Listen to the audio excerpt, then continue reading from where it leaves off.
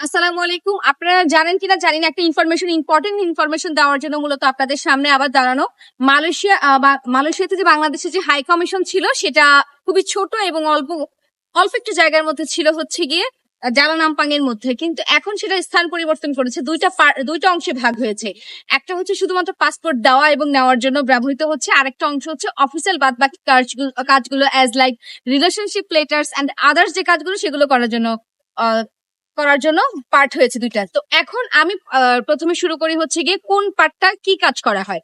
যেমন আমি এখন দাঁড়িয়ে আছি হচ্ছে গিয়ে লোরাং ইয়াপুয়ান সেং যে রোডটা আছে সেই রোডে আছি। এটা হচ্ছে কেএল সিটি সেন্টারের সাথেই। এখানে হচ্ছে সমস্ত অফিসিয়াল কাজকর্মগুলো অর্থাৎ পাসপোর্ট দেওয়া নেওয়া ব্যতীত বাদ বাকি কাজগুলো সব এখানে হয়। এই যে সাদা বিল্ডিংটা দেখতে পাচ্ছেন, এই বিল্ডিং এ। এবং বুকিট বিংটাং লুলু মার্কেটের পাশেই পড়েছে। আপনারা গুগলে সার্চ দিলেও পাবেন। আমি আপনাদের সুবিধার্থে আমি কমেন্ট বক্সে এবং হচ্ছে আমার ভিডিওর লাস্টে আমি নতুন অ্যাড্রেসটা আমি দিয়ে দিব। আপনারা আপনাদের সুবিধা মতো যাবেন। অনেক প্রচুর ভাইরা হচ্ছে গিয়ে আসতেছে পুরানো পাসপোর্ট হাই কমিশনে, এবং তারা ওইখান থেকে ব্যাক করে এদিক ওদিকে ঘোরাঘুরি করতেছে। একজন অভিযোগ করছিল সে প্রায় 6 থেকে 7 বার এই জায়গাটা ঘুরঘুর করছে। আপনি যদি একটু দেখেন, এখানে 2-3টা রাস্তা আছে আসার।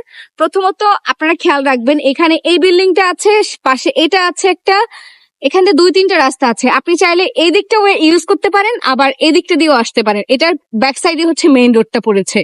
সো আপনারা আপনাদের সুবিধা মতো জায়গা দিয়ে এভাবে করে আসবেন।